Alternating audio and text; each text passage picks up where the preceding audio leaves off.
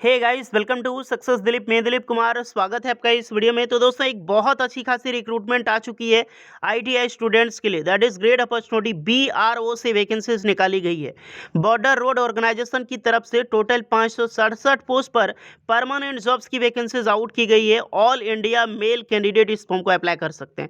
Female इस form को apply नहीं कर सकते हैं। ओनली फॉर मेल कैंडिडेट आप एलिजिबल हैं अप्लाई करने के लिए। आप इंडिया की किसी भी स्टेट से बिलोंग करते हैं।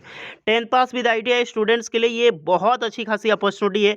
सैलरी इसमें बहुत अच्छी खासी मिलती है, प्रमोशन, और सबसे बड़ी बात, आपको एक अलग यूनिक जॉब मिलता है जो कि आप गवर्नमेंट को सर्व कर सकते हैं, यानी कि गवर्नमेंट डिफेंस के रूप में आप कार्य कर सकते हैं। आपको प्राउड होगा इस तरह की जॉब्स करने में आपको खुद को। तो गाइस, फिर से वैकेंसीज आ चुकी है। लगातार वैकेंसी यहाँ से एक्चुअली निकलती ही रहती है। अलग अलग डिवीजन होते हैं यहाँ से, जो कि रिसेंटली वैकेंसीज आई है, जो कि हम इस वीडियो में देखने वाले हैं। तो चलिए डिटेल नोटिफिकेशन वाइज चर्चा करेंगे कि कौन कौन से लोग एलिजिबल अप्लाई करने के लिए, एलिजिबिलिटी कंडीशन, सिलेक्शन प्रोसेस वगैरह क्या होगी, कैसे अप्लाई करना है, कब से अप्लाई करना है, सब कुछ डिटेल में चर्चा करेंगे। तो लेट स्टार्ट नाउ। इससे पहले मैं बता दूं, चैनल पे पहली बार विजिट कर रहे हैं so please do subscribe and hit the bell icon, ताकि इसी तरह लेटेस्ट गवर्नमेंट जॉब्स की अपडेट आपको बराबर मिलते रहे। सो गाइज, ये है official notification, official short notification.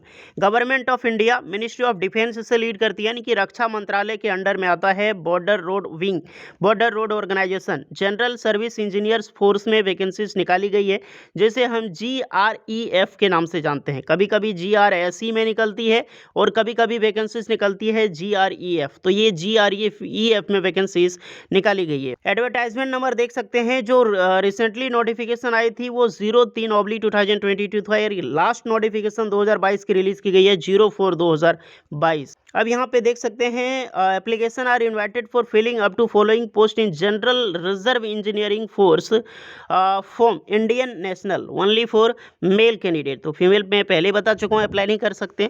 अब चलिए पोस्ट की डिस्कस करते हैं। पोस्ट कौन कौन सी पोस्ट पर निकाली गई है। सबसे पहला पोस्ट है रेडियो मैकेनिक की। रेडियो मैकेनिक में टोटल 2 पोस्ट पर वैकेंसीज निकाली गई है, जो कि जनरल में है, तो सभी अप्लाई कर सकते हैं। नेक्स्ट वैकेंसी है ऑपरेटर कम्युनिकेशंस की। ऑपरेटर कम्युनिकेशंस में 154 पोस्ट पर वैकेंसीज निकाली गई है, तो ये अच्छी खासी रिक्रूटमेंट है। उसके बाद वैकेंसी निकल के आती है ड्राइवर मैकेनिकल ट्रांसपोर्ट में, जो कि करंट वैकेंसी 7 है और कुछ बैकलॉग वैकेंसी है 2, जो टोटल मिला के टोटल 9 वैकेंसीज है, जो कि रिलीज़ की गई है आपका ड्राइवर मैकेनिकल ट्रांसपोर्ट में, यानी कि OG, ऑर्डिनरी ग्रेड होता है OG। नेक्स्ट है आपका व्हीकल मैकेनिक। व्हीकल मैकेनिक में करंट वैकेंसी 235 है। यार बहुत अच्छी खासी रिक्रूटमेंट निकाली गई है व्हीकल मैकेनिक के लिए, 235 पोस्ट पर। बैकलॉग में मात्र एक है, 236 पोस्ट पर रिक्रूटमेंट आउट की गई आपका व्हीकल मैकेनिक में। नेक्स्ट है MSW ड्रिलर, यानी कि मल्टी स्किल्ड वर्कर ड्रिलर की रिक्रूटमेंट है टोटल 11। MSW मेसन, यानी कि मल्टी स्किल्ड वर्कर में मेसन की रिक्रूटमेंट है टोटल 149 पोस्ट पर। 130 है आपका करंट में, 19 है आपका बैकलॉग। 149 पोस्ट पर बम्पर वैकेंसीज निकाली गई है यार।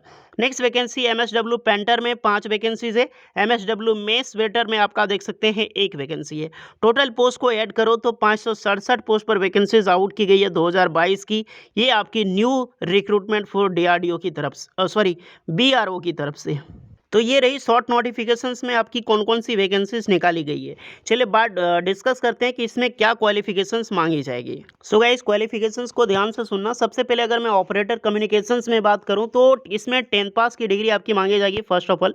उसके बाद आपका जो देख सकते हैं ऑपरेटर होगा, तो रेडियो मैकेनिक में सर्टिफिकेट होना चाहिए ITI पास आउट का, तभी आप इस फॉर्म को अप्लाई कर सकते हैं। ITI की सर्टिफिकेट होना बहुत ज़रूरी है। नहीं तो आपका एक होता है कि आर्मी डिफेंस या फिर BRO को खुद एक ऑर्गेनाइजेशन होता है जिसके जरिए ट्रेड सर्टिफिकेट दी जाती है। अगर आपने वहां से कर रखी है तो ही आप इस फॉर्म को अप्लाई कर पाओगे, यानी कि ऑपरेटर कम्युनिकेशंस वाली।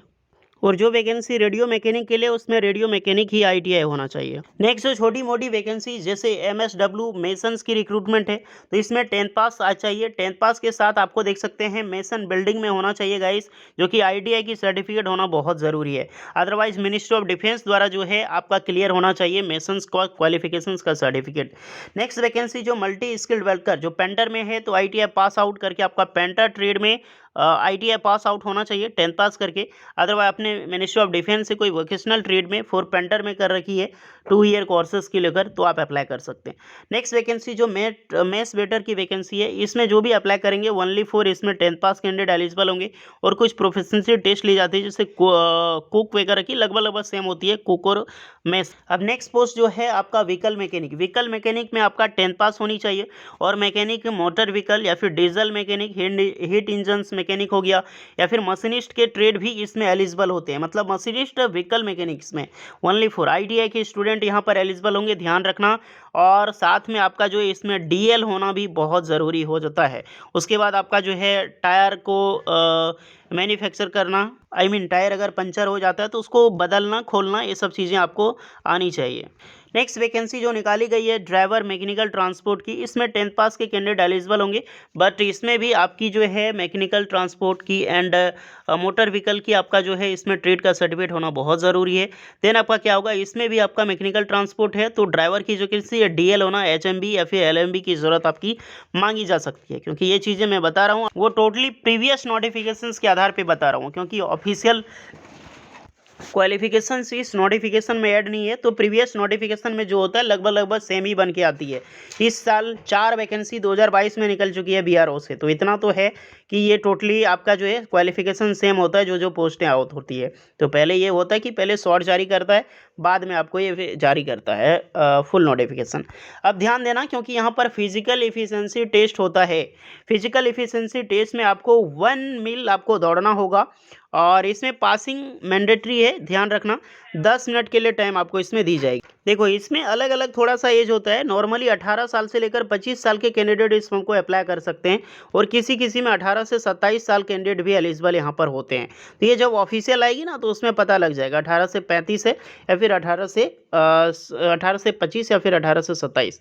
देखो जो भी कैंडिडेट फॉर्म फिल करते हैं उसके लिए आपको 50 रुपये का एप्लीकेशन फ़ी देना पड़ता है। जनरल OBC EWS वालों के लिए, ST SC वालों के लिए कोई फ़ी देना नहीं पड़ता है, जो कि आपको पेमेंट भी करना होगा। आपको ऑनलाइन SBI के जरिए आपको पेमेंट करनी होगी।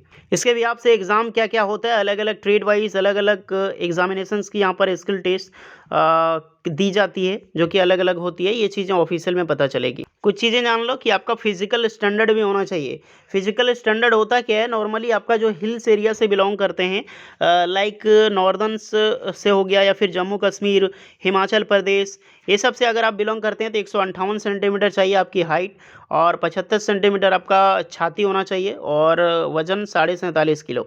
अदरवाइज़ कोई नॉर्थ ईस्ट एरिया से बिलोंग करते हैं तो 152 सेंटीमीटर मांगी गई है हाइट। अदरवाइज जितने भी पंजाब, हरियाणा, चंडीगढ़, दिल्ली, राजस्थान, वेस्टर्न यूपी हैं वो 162.5 सेंटीमीटर आपकी हाइट चाहिए।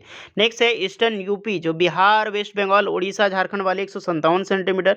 देन आपका मध्य प्रदेश हिल्स एरिया वाले जो महाराष्ट्र यानी कि सदर्न सेंट्रल इंडिया वाले 157 भी है और जितने भी सदर्न इंडिया है वो भी उनके लिए भी 157 रखा गया है।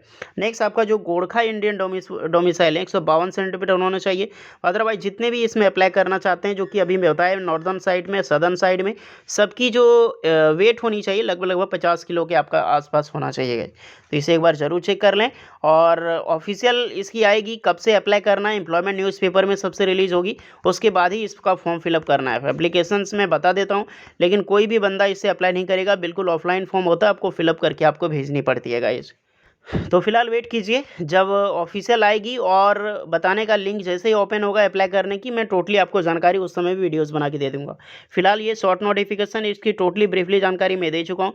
फिर भी कुछ डाउट है तो कमेंट करके ज़रूर बताना, टोटली हेल्प एंड रिप्लाई की जाएगी। होपफुली वीडियो अच्छी लगी हो, please like share and subscribe करें। चलिए मिलते हैं नेक्स्ट वीडियो में, तब तक के लिए जय हिंद।